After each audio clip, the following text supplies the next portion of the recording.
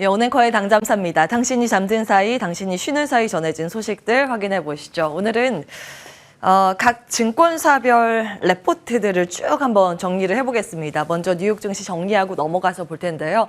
미국은 사실은 정치권 이슈라고 하면 부채 한도 협상 이슈 아마 당분간은 계속 거론이 될 텐데 본질적으로 경제와 가장 맞닿은 지표는 물가입니다. 이게 가장 중요하죠. 사실 이제 소비자들은 이 물가가 이후에 잡힐까에 대한 부분이 후행적으로 경기에 반영이 되기 때문에 이 서베이도 굉장히 중요한데 미시간대에서 소비자들에게 설문을 쫙 돌립니다. 5년 후에 물가가 어떨까요? 그리고 1년 후에는 어떻게 보십니까? 경기 상황에 대해서는 어떻게 보십니까?에 대한 응답입니다.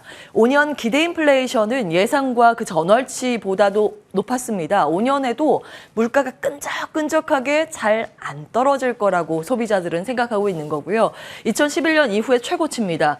1년 기대 인플레이션이 사실 더 중요한데 이것도 예상보다 웃돌았습니다. 4.5%라고 사람들이 생각을 하고 있는 거죠. 물론 전월보다는 살짝 떨어지긴 했지만 여전히 이제 높은 수준을 유지하고 있습니다. 물가는 잘 안 잡힐 것인데 경기에 대해서는 잘 모르겠다. 불안하다라는 부분이 5월 소비자 심리지수에 반영이 됐습니다. 예비치가 그 예상치보다 훨씬 더 낮게 나왔습니다. 경기가 안 좋아질 것 같아서 소비자들의 지갑이 닫아질 수 있다는 걸 의미합니다. 전월치보다 확 떨어졌죠. 무려 지난해 11월 이후 최저치를 기록했습니다. 이 지표가 공개되고 나서 CME 패드워치상 베팅 수치가 좀 미세하게 바뀌었는데요. 6월 FOMC 때 아무래도 동결할 가능성이 높다고 봤습니다. 그 전주에는 91%가 그렇게 생각을 했는데 이 수치 공개된 이후에 84%로 내려갔고 25bp 소폭의 금리 인상 배제할 수 없다라는 시각이 8.5%에서 15.5%로 올라갔습니다. 아주 드라마틱하게 확 바뀐 건 아니지만 동결 가능성만 나오진 않고 있다. 이렇게 보시면 되겠습니다. 국채금리 상승으로 연결이 됐고요. 이 지표가 열리고 한 1시간 정도 뒤에 공개됐거든요. 딱 그를 기점으로 국채금리는 올라갔고 그를 기점으로 3대 지수는 하락으로 전환이 됐습니다. 그리고 이후에 장 막판에는 어느 정도의 저가 매수세가 유입되면서 많이 좀 돌려 올라갔죠. 여전히 시장에서는 베팅을 놓을 수는 없다. 그래도 주식은 좀 들고 있어야 하지 않을까. 이런 심리가 좀 자리했을 가능성은 있습니다. 그래서 낙폭은 제한된 모습인데 금리에 가장 취약한 게 성장주 나스닥 지수잖아요. 그래서 이 셋 중에서 가장 많이 빠졌습니다. 0.36% 마이너스로 거래를 마쳤습니다. 업종별 등락률로 보셔도 경기 아직 불안해라는 게 여기에 고스란히 반영이 됐습니다. 경기에 방어적인 성격을 가지고 있는 유틸리티 필수 소비재가 가장 크게 올랐고요. 경기에 가장 취약한 경기 소비재, 자유 소비재라고도 하죠. 이게 이제 가장 많이 빠졌습니다. 그리고 경기를 대변하는 금융 섹터도 약세 흐름을 보였습니다. 금리가 더 올라갈 수 있는데 금리 올라가면 이제 지역 은행들이 버틸 수 있을까? 이런 우려감입니다. 의회 예산국의 경고도도 한몫을 했습니다. 연방 정부의 현금이 지금대로 가면 6월 첫 2주 동안 바닥이 드러날 수도 있다. 예금 고갈이, 현금이 고갈될 수도 있다. 이런 언급을 하기도 했습니다. 그런데 일정상 6월 15일에 2분기 세수가 들어오거든요. 그걸로 IB 쪽에서는 한 7월까지는 버틸 수 있다고 보기는 하는데 지금 정치권 이슈이기 때문에 그 사이에 어느 정도 부채 한도 협상의 윤곽이 나와야만 시장이 조금 더 안도할 수 있다라는 측면에서 여전히 이번 주 내내 시장은 또 여기에 집중할 것으로 보입니다. 지난주 이제 말씀을 했던 것처럼 현재 백악관과 양당의 회동이 원래는 지난주 현지 시간 금요일에 잡혀 있었는데 이게 이번 주 초로 좀 연기가 돼 있습니다. 어떤 이야기가 나오는지 예의주시하셔야겠고요. 이번 주에 어느 정도 정말 윤곽이 드러나야 합니다. 왜냐하면 바이든 대통령이 해외 순방을 곧 떠나게 되고요. 휴회가 이번 주부터 시작을 합니다. 상원이 19일에 들어가거든요. 이제 하원은 29일인데 상원 휴회 들어가기 전에는 어느 정도 어떤 이야기가 합의점이 그래도 어느 정도는 나와야 되지 않을까 이런 게 시장의 이제 기대치입니다. 근데 사실 지금 양쪽의 의견이 너무 이제 극명하게 갈려서 체크는 해보셔야겠습니다. 자, 특징주 가운데 하나가 태양광주 모처럼 만에 급반등세를 보였습니다. 사실 태양광주 1년 기준으로 봤을 때 이렇게 많이 빠져 있었거든요. 근데 꽤 많이 좀 올라왔죠. 퍼스트솔라를 필두로 해서 강세 흐름을 보였습니다. 두 가지 이슈인데요. 퍼스트솔라 개별 이슈 그리고 정책에 대한 기대감입니다. 퍼스트솔라는 유럽의 태양광 방막업체를 인수할 것이라고 했는데 에볼라 AB라는 기업입니다. 한 3,800만 달러 정도를 써서 인수를 할 것이다. 뭐 이런 내용입니다. 덩치가 커지겠지라는 그런 기대감 때문에 퍼스트솔라의 주가는 26.5%나 급등했는데요. 이날 S&P 500 기업, 500개 기업 중에서 이 종목이 가장 많이 뛰었습니다. 그리고 이제 어레이테크나 아이선 같은 기업들도 10% 넘는 급등으로 마무리가 됐습니다. 다만 모든 태양광이 오른 건 아닙니다. 그 중에서도 몇몇 기업들은 웃지 못하고 여전히 약세 흐름을 보였는데 경쟁 심화에 대한 우려감이 한켠에 자리했습니다. 이 내용 좀 자세히 볼까요? 일단 태양광뿐만이 아니라 이제 풍력과 관련된 정책 이슈입니다. 풍력도 몇몇 기업이 또 급등을 하기도 했는데 이 내용 덕분에 그렇습니다. 미국 IRA상의 이 콘텐츠 보너스 규정이 이번에 들어갔는데요. 이게 이제 원래 있었던 거죠. 미국에 발전소 지으면 세액공제 30% 플러스 이번에 그 부품을 미국산 40%만 써도 추가적으로 공제 10% 해주겠다라는 게 이제 재무부의 발표 내용입니다. 요거를 좀 자세히 보면 40%만 채운다 그러면 나머지는 중국산 부품을 써도 된다라는 게 됩니다. 그런데 이것을 좀 자세히 고민을 해보시면 태양광 쪽에서 특히 이제 중국의 영향력이 크지 않습니까? 차지하는 비중이 워낙 많습니다. 그래서 미국조차도 이 중국의 영향력을 무시할 수 없구나라는 것을 의미하기도 합니다. 확실히 IRA 발표한 이후에 이제 시행된 이후에 중국의 JA 솔라나 롱지 같은 기업은 미국 공장 건설을 발표하고 지금 추진을 하고 있습니다. 이 과정에서 경쟁력 떨어지는 몇몇 기업은 도태될 수 있다라는 부분이 좀 부각된 모습입니다. 양가적인 측면이죠. 국내에서도 투자 의견이 엇갈리고 있습니다. 태양광 업체 가운데서 과연 이게 다 호재인가? 거기에 이제 물음표가 달려있다는 의견이 많고요. 하나증권에서는 태양광 업체의 기업 가치가 지금 재평가를 더디게 받는 이유가 바로 이것 때문이라고 이야기를 하고 있습니다. 추가 변수는 AMPC인데 최근 들어서 이제 AMPC 세부 지침 발표를 앞두고 있습니다. 이것과 이건 또 별개인데 우리나라 뭐 풍력 태양광 업체들의 그 가이던스 발표하는 것, 기업 자체에서 내고 있는 그 가이던스에 이미 AMPC를 반영시켜서 발표를 하고 있거든요. 그래서 그 부분을 확실히 충족하는지 여부가 앞으로의 관찰해야 하는 포인트이기도 합니다. 그럼에도 불구하고 미국의 노출이 큰 기업, 이를테면 태양광은 하나솔루션, 풍력은 CS-윈드, 이들 기업은 여전히 수혜가 가능하다는 의견도 적진 않습니다. 개장 중계하면서 투자 의견 구체적으로 따로 받아볼 거고요. 자, 그 밖에 미 증시에서 움직였었던 특징주, 특히 우리나라에 영향력이 있는 그런 테마주 위주로 좀 정리를 다시 해봤습니다. 전기차주가 아쉽게도 대부분 약세 흐름을 보였습니다. 리콜 이슈가 미국에 있었는데 규모가 적진 않습니다. GM, 폭스바겐, 현대차 등 12개 기업에서 6,700만 대 리콜 이슈 있습니다. 에어백 결함 때문에 그런데요. 이 점은 좀 체크해 보셔야겠고 완성차 기업 위주의 약세가 좀 두드러졌습니다. 테슬라는 중국 리콜 이슈인데 가속 경고 결함이라고 합니다. 근데 사실상 이런 부품 리콜과는 다릅니다. 이제 단어를 봤을 때 리콜이라고 하니까 뭔가 이제 비용 부담이 크게 발생할까라고 오해를 하실 것 같긴 한데요. 물론 이제 중국에 판매했던 대다수의 차량이 여기에 해당이 됩니다만 원격으로 수리하는 그러니까 소프트웨어 업데이트 방식입니다. 이 점은 좀 참고해 보시기 바라겠고 어찌되었던 주가는 2% 넘는 조정으로 마쳤습니다. 이렇게 전기차가 영향을 받자 2차 전지 테마주가 미국 내에서 같이 빠지는 모습이었습니다. 반면에 철광석 가격이 간밤 반등세를 보였습니다. 꽤 강한 반등이 나왔는데요. 그로 인해서 뭐 구리 테마, 철강 테마, 알루미늄 테마들이 일제히 뭐 상승세를 시현했습니다. 이 정도 흐름이었고요. 이번 주 눈여겨보셔야 하는 변수는 크게 한 4가지입니다. 부채한도 협상 이슈 중요하겠죠. 아마 이번 주 내내 시장에서 거론이 될 텐데요. 그 밖에 연준 인사들의 발언 줄줄이 대기돼 있습니다. 블랙아웃 끝났으니까 이제 이야기가 많이 나올 텐데 그중에서 가장 영향력 있는 인물이라고 하면 파월 의장이죠. 19일에 벤 버냉키 전 의장이랑 만나서 대화를 하는 컨퍼런스가 워싱턴에서 개최가 됩니다. 이 일정 주목도가 높을 것 같고요. 소매 판매 데이터가 16일에 이제 발표가 되는데 물가 지표 가운데서는 미시간대 소비심리 지수가 워낙 이제 안 좋게 나왔기 때문에 이 데이터를 가장 이제 주목해서 볼 것으로 보입니다. 은행의 스트레스는 뭐 계속해서 체크해 봐야 할 포인트겠죠. 자, 자리 옮겨서 국내 투자의 아이디어 체크를 해보겠습니다.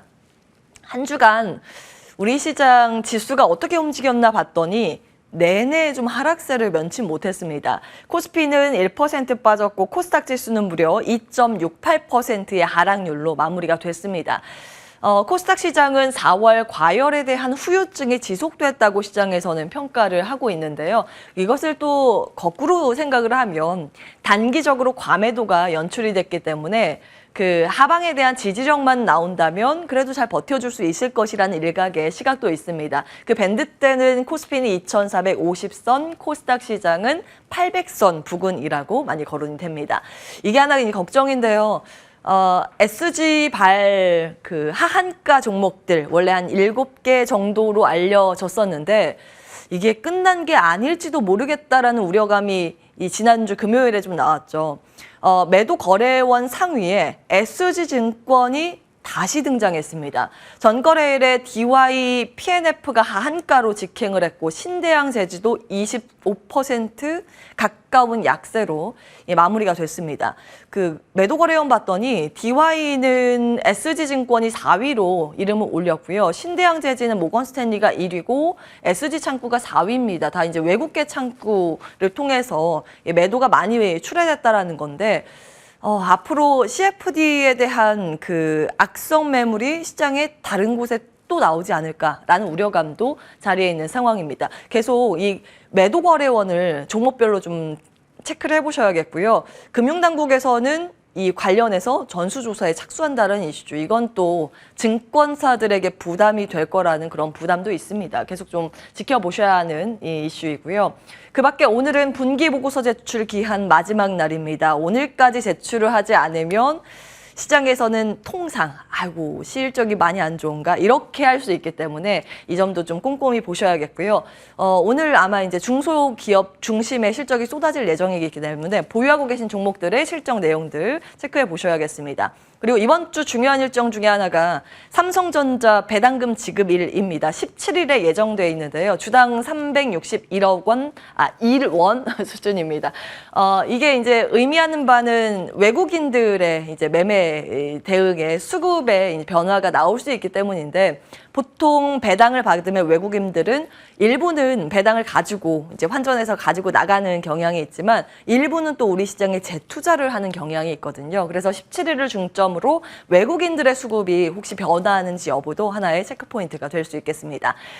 자, 뭐 우리 쉬는 사이에 레포트들 굉장히 많이 나왔습니다. 보통 이제 월요일마다 이 매크로 관점에서 레포트들 여러 개 소개해 드리는데요. 한 수백 개는 돌려봤습니다. 해외 레포트와 우리 레포트 그리고 중점적으로 겹치는 내용들 위주로 대표성을 띠는 것들 정리를 해봤는데요.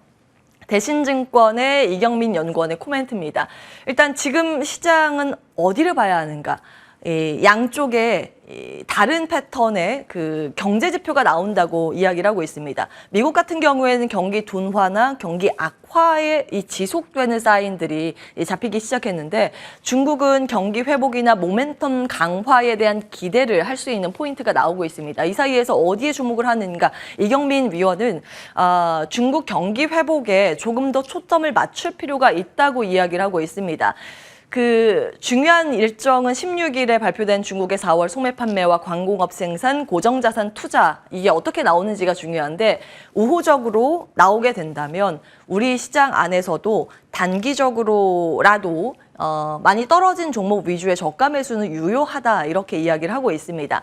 사실 우리나라 1일에서 10일간 그 수출 데이터만 봐도 5월 들어서 살아나고 있는 부분이 포착이 됩니다. 이 안에서도 중국 관련 대중국 일평균 수출 금액이 회색 라인인데요. 확실히 4월엔 좀 부진했지만 5월 들어서 크게 상승한 것을 확인해 보실 수 있습니다. 그동안 이제 중국 쪽으로 수출하는 반도체가 어려워서 무역 수지 자체가 대중국 수출 데이터가 좋지 않았는데 5월부터 살아나고 있다라는 부분에 이경민 연구원은 주목을 했고요.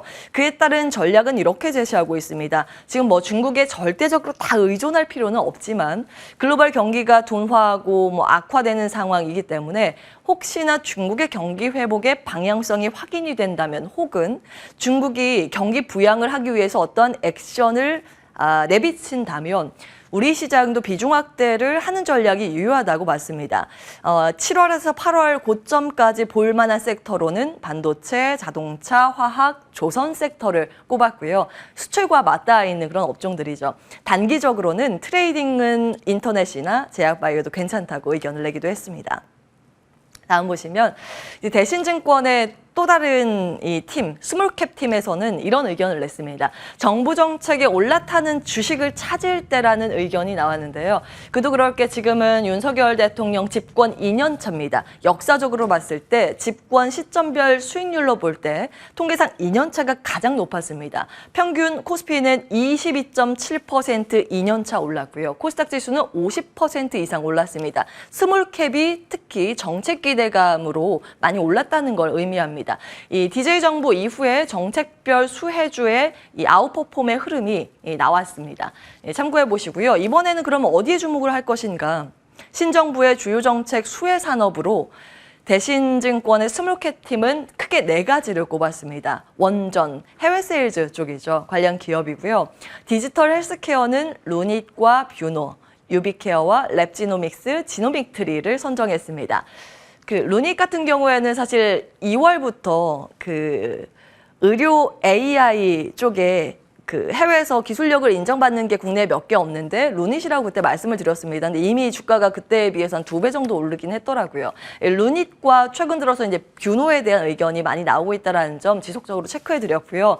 키즈 산업은 놓칠 수 없는 부분인 것 같습니다. 저출산에 대한 문제로 인해서 기업은 어떤 게 수혜를 받을 수 있을 것인가 증권사에서도 계속 수혜주 찾기에 바쁜 모습인데 대신에서는 제로투세븐과 SAMG, 엔터 꼽고 있습니다.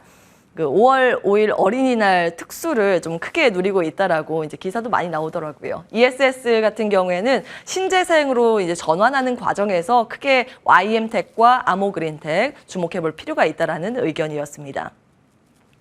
삼성증권에서는 5월 2일에 이 월별로 봤을 때 주목할 테마를 이렇게 꼽았습니다. 엔터, 그리고 뷰티 헬스케어, 이상기후 관련해서 노후화된 인프라 개선 관련 수요, 관련 기업들, 굴삭기와 변압기, 철강전선을 꼽았는데요.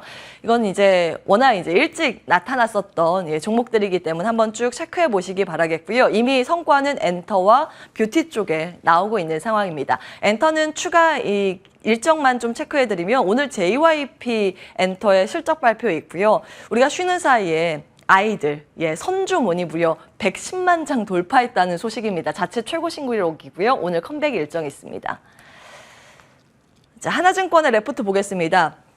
다음 주도주는 어디가 될 것인가를 봤을 때 역사적인 쏠림 현상을 나타내고 있는 미 증시에서 착안해서 우리 시장에 대한 투자 아이디어까지 연결해서 제시를 했습니다. 요거는 5월 12일 강잠사에서 이제 말씀을 드린 것처럼 이렇게 쏠림 현상을 보였던 때가 없었습니다. 미국에서 S&P 500 종목 가운데 시총 탑 10 기업들이 차지하는 비중이 무려 30%에 현재 육박한 상황이고 탑 3 기업만 애플, 마이크로소프트, 아마존, 구글 이것만 따져봤을 때 17%나 차지하는 상황입니다.